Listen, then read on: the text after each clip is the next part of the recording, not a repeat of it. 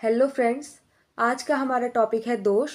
दोष के बारे में हमें पता होना चाहिए, क्योंकि दोष हमारे शरीर में अगर सम अवस्था में रहते हैं तो वह अपना नॉर्मल फंक्शन करते हैं, और अगर डिसबैलेंस हो गए तो शरीर में रोग उत्पन्न करते हैं। और 4th ईयर तक हम यही पढ़ते हैं कि कौन से दोष से कौन से रोग उत्पन्न होते हैं, और उसी दोष के अनुसार हम उसकी चिकित्सा करते हैं। तो चिकित्सा हम तभी करेंगे जब हमें दोष के गुण कर्म के बारे में पता होगा। तो आज हम इस वीडियो में यही पढ़ने वाले हैं, जिससे हमारा बेस क्लियर हो जाए। तो इसमें मेनली हम वात दोष को पढ़ने वाले हैं। पेपर में आपका ये वात दोष का वर्णन, पित्त दोष का वर्णन, ये सब 10 मार्क्स में पूछ लिया जाता है। तो ये वीडियो आप एंड तक ज़रूर देखिएगा, तभी आपको समझ आएगा। तो चलिए शुरू करते हैं। तो सबसे पहले हम पढ़ेंगे परिभाषा, दोष के प्रकार, जिसमें हम वात दोष पढ़ेंगे, उसकी निरुक्ति, व्युत्पत्ति, वात के गुण, वात के स्थान, वात के कर्म, वात के भेद और वात की क्षय और वृद्धि हम पढ़ेंगे। तो पहले पढ़ते हैं परिभाषा। दुष्यंति इति दोषा, मतलब कि जो शरीर को दूषित करे उसे क्या बोलते हैं? दोष। तो यहाँ पे लिख लेते हैं।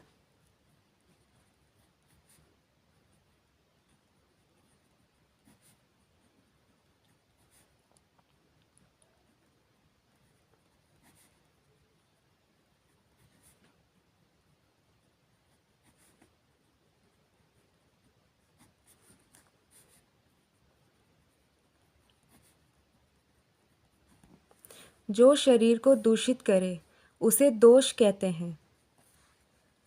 इसके बाद पढ़ेंगे दोष के प्रकार। तो दोष हमारा 2 टाइप्स में डिवाइड है, शारीरिक दोष और मानसिक दोष। शारीरिक दोष में वात, पित्त और कफ दोष आते हैं, और मानसिक दोष में रज और तम। तो आज हम शारीरिक दोष पढ़ेंगे। तो इसका श्लोक देख लेते हैं। वायु पित्तम कफश्चेति त्रयो दोषा समासता, मतलब शारीरिक दोष 3 होते हैं, वायु, पित्त और कफ। तो पहले हम पढ़ेंगे वात दोष के बारे में।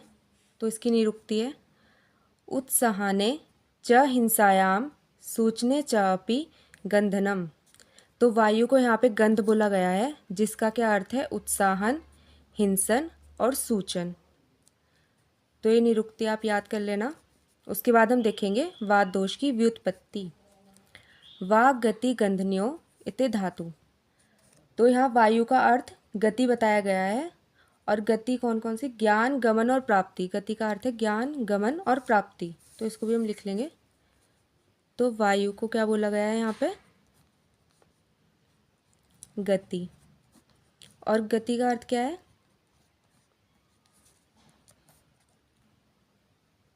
ज्ञान, गमन और प्राप्ति। तो ये गति के 3 अर्थ हो गए। अब है वात के गुण। इसमें हम ये श्लोक लिखेंगे। तत्र रुक्षो लघु शीत खर सूक्ष्म चल अनिल। तो आचार्य वाग्भट ने वात के 6 गुण बताए हैं, जो है रुक्ष, शीत, लघु, खर, सूक्ष्म और चल। तो रुक्ष मतलब होता है ड्राइनेस,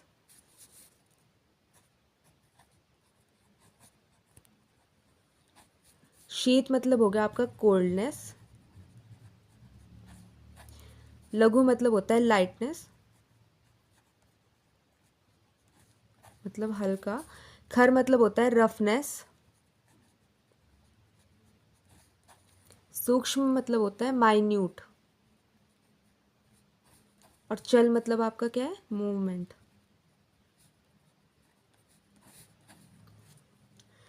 तो आचार्य वाग्भट ने ये 6 गुण बताए हैं, और आचार्य चरक ने एक विशद गुण भी बताया है। तो यहाँ पे क्या लिखेंगे हम? आचार्य वाग्भट ने 6 गुण बताए हैं, और आचार्य चरक ने,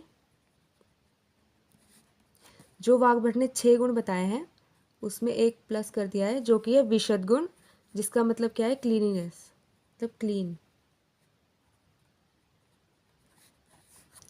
तो टोटल चरक ने, आचार्य चरक ने 7 गुण बताए हैं। तो ये तो हो गए वात के गुण। अब हम पढ़ेंगे वात के स्थान। तो इसमें हम श्लोक देख लेंगे। पक्वाशय कटि शक्ति श्रोत अस्थि स्पर्श इंद्रियम स्थानम वातस्य तत्रपि पक्वाधानम विशेषतः। तो वात का स्थान जो है पक्वाशय जो है, विशेषतः पक्वाशय जो है वात का स्थान बताया गया है। और जो देख लेते हैं हम, पक्वाशय, कटी, शक्ति, श्रोत, स्पर्शेंद्रिय और अस्थि। तो पक्वाशय से हम क्या कोरिलेट कर लेंगे मॉडर्न में? लार्ज इंटेस्टाइन,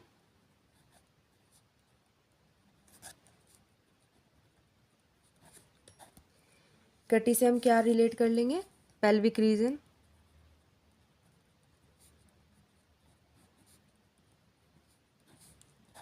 शक्ति मतलब हो गया हमारा थाई, श्रोत मतलब हो गया हमारा ईयर, या आप कर्ण बोल सकते हो, या कान। स्पर्श इंद्रिय आपको बताइए त्वचा होती है, तो स्किन। और अस्थि मतलब होता है आपका बोन। तो ये सब जो है हमारे वात के स्थान हो गए। और विशेषता क्या बताया है? पक्वाशय। तो ये आपको याद रखना है। अब है वात के कर्म। तो इसमें हम श्लोक पढ़ेंगे। उत्साह, उच्छ्वास, निश्वास, चेष्टा, धातु गति समा, समो मोक्षो गतिमता, वायो कर्मा विकारजम। तो आपका ये चरक सूत्र स्थान में श्लोक आया है। उत्साह, उच्छ्वास, निश्वास, चेष्टा, धातु गति, मोक्ष। तो ये आपके वात के कर्म होते हैं। तो हम देख लेते हैं। उत्साह मतलब होता है आपका कार्य करने में क्रियाशील। तो ये आपका वात का एक कर्म है। तो यहाँ लिख देंगे कार्य करने में क्रियाशील। फिर देख लेते हैं उच्छ्वास, निश्वास। इसका मतलब क्या होता है? ब्रीदिंग। जो भी हमारा ब्रीदिंग प्रोसेस होता है वो वात के द्वारा ही होता है, वो वात का ही कर्म है, ब्रीदिंग प्रोसेस। उच्छ्वास और निश्वास। फिर देखते हैं चेष्टा मतलब मूवमेंट। जो भी हमारी शारीरिक या मानसिक चेष्टाएं होती हैं तो वो वात के द्वारा ही होती हैं। फिर है धातु गति। तो धातु गति से आप क्या मतलब समझेंगे? जो भी हमारी जितनी धातुएं हैं उनको, उनकी गति जो है ठीक रखना और सम रखना। तो इसमें हम लिख देंगे जो भी हमारी रस, रक्त आदि जो भी धातु होती हैं, 7 धातु होती है हमारी, इनकी गति को ठीक रखना, या फिर क्या कह सकते हैं, सम रखना।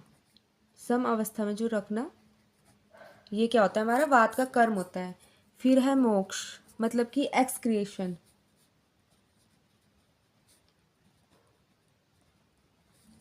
मतलब कि मल मूत्र को शरीर से बाहर निकालना।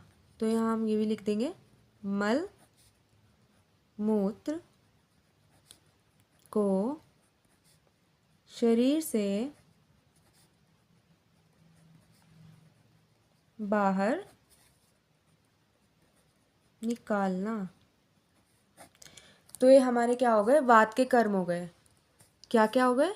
उत्साह, उच्छ्वास, निश्वास, चेष्टा, धातु गति समा, समो मोक्षो गतिमता, वायो कर्मा विकारजम। तो इसको आप श्लोक फॉर्म में भी याद कर सकते हो। अब हम देखेंगे वात के भेद।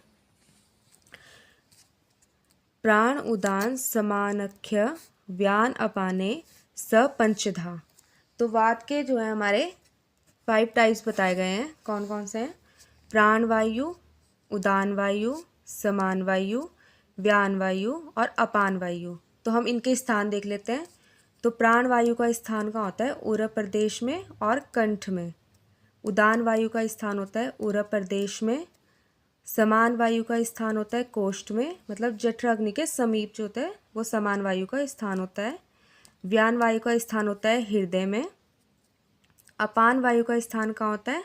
श्रोणी में, वस्ती में, मेड्र में और उरु में। तो श्रोणी आपकी क्या होती है? Pelvic region.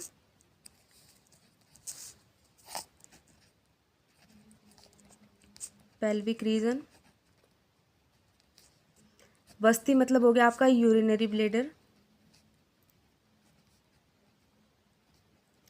मेड्र मतलब हो गया आपका पेनिस। उरु मतलब हो गया आपका थाई। तो अब हम इन्हें कैसे याद करेंगे? तो पहले हम देखेंगे प्राण वायु। जो हमारे प्राण हैं तभी तक है जब तक हम ब्रीथ कर रहे हैं, और ब्रीदिंग हम लंग्स से करते हैं। तो लंग्स हमारे कहाँ होते हैं? उरु प्रदेश में होते हैं। और सांस जो है वो कंठ से पास होती है। तो प्राण वायु का स्थान कहाँ पे है? उरु प्रदेश में और कंठ में। फिर है उदान वायु।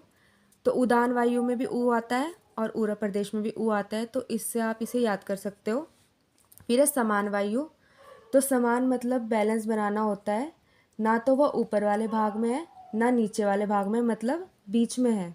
तो इससे आप क्या ले लोगे? कोष्ठ रीजन में है। तो समान वायु का स्थान क्या होता है? कोष्ठ में, जठराग्नि के समीप। फिर है व्यान वायु। तो इसको आप कैसे याद करोगे? तो यहाँ पे ये आधा व है, इसका अगर आप इसको ऐसे बना दो तो ये ह बन जाएगा। तो इस तरीके से आप इसे याद कर सकते हो कि व्यान वायु का स्थान कहाँ होता है? हृदय में। फिर है अपान वायु। तो अपान वायु को आप कैसे याद करोगे? अपान वायु मतलब कि अधोभाग में। तो अधोभाग में क्या है? श्रोणी, वस्ति, मेड्र, उरु। तो इसको आप इस तरीके से याद कर सकते हो। अब पढ़ेंगे वात दोष की वृद्धि और क्षय। तो पहले देखेंगे वात दोष की वृद्धि के लक्षण। तो वाणी में कर्कशता, त्वचा में रुक्षता, शरीर में कंपन, वर्ण में कृशता, अल्प बल, निद्रा नाश, उष्ण पदार्थों के सेवन की इच्छा। तो ये वात दोष की वृद्धि के लक्षण होते हैं। तो इसमें आप इसको कैसे याद कर सकते हो? आप इसमें लिख लेंगे 4K। तो ये क्या है? इसमें क से जो है 4 चीज़ें आ रही हैं हमारी: कर्कशता, कंपन, कृष्णता, कृशता। तो इसको आप इस तरीके से याद कर सकते हो। और जब कृशता होगी मतलब वीकनेस होगी तो अल्प बल हो जाएगा और निंद्रा का भी नाश हो जाएगा। तो इस तरीके से आप वात की वृद्धि के लक्षण जो है याद कर सकते हो। फिर हम देखेंगे वात दोष के क्षय के लक्षण। तो हमने पढ़ा था वात का जो कर्म होता है वो होता है उत्साह। तो उत्साह का मतलब क्रियाशील होना होता है, और शरीर में जो भी मूवमेंट होती है वो वात के कारण होती है। तो अगर वात का क्षय होगा तो शारीरिक चेष्टाओं में कमी होगी और किसी भी कार्य में मन नहीं लगेगा। मतलब क्या? मन की प्रसन्नता का कम होना और कम बोलना। और जब शारीरिक चेष्टाओं में कमी होगी तो क्या होगा? उससे आलस्य होगा, अरुचि होगी और अधिक निंद्रा आएगी और संज्ञा नाश होगा। तो इस वीडियो में इतना ही। पित्त दोष को हम हमारी नेक्स्ट वीडियो में देखेंगे। Thank you. अगर आपको वीडियो अच्छी लगी हो तो कमेंट करना ना भूलिएगा।